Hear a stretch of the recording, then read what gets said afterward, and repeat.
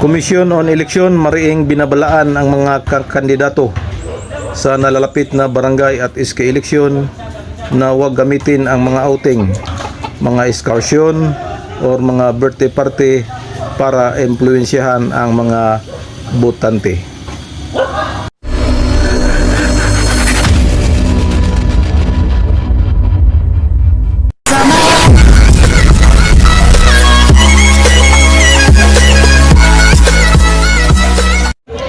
Hello, good morning, good morning. Isang mapagpalang araw ng Sabado sa ating lahat, mga kapobre. Pizza 13 sa buwan ng Hunyo. Panibagong araw, panibagong biyaya, panibagong pag-asa, panibagong lakas, and of course, panibagong vlog, mga kapobre. For today's vlog, update sa barangay at SK election.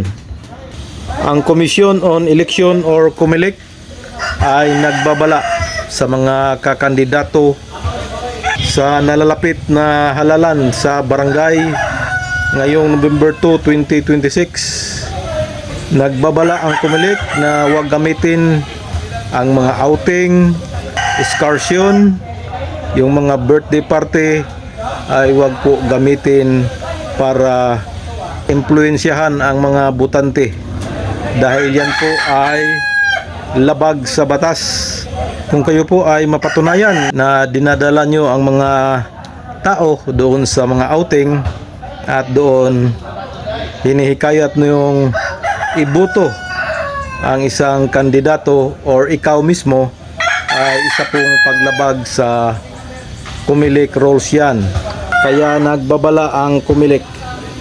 So mga kapobre, itong halalan sa barangay at SK ay napaka silan po dahil ang dami pong pinagbabawal at higit sa lahat mayroon na pong idinagdag ng mga requirements, mga kapobre.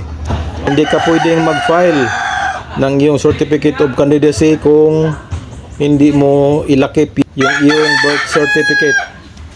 Dapat certified true copy ang birth certificate na iyong i-attach sa iyong certificate of candidacy. Yan po ang sabi ng COMELEC, mga kapobre. So, pasensya na kayo sa ating background kasi background natin yung mga manok maingay. So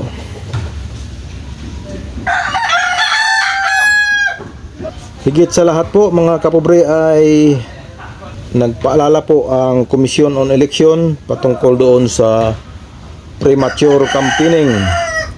Kaya kailangan nating sumunod kung ano man ang nakatakdang schedule or araw para sa pangangampanya. Dahil pag kayo ay nareklamo, ay delikado po. COMELEC na mismo ang nagsabi na marami na po silang na-disqualify na mga kandidato sa simpleng paglabag lang ng alituntunin sa COMELEC. So yan lang po muna ang ating update sa barangay at SK election, mga kapobre. This is your Cap John Official. Please subscribe, please like and share, please support. Bye bye and God bless us all.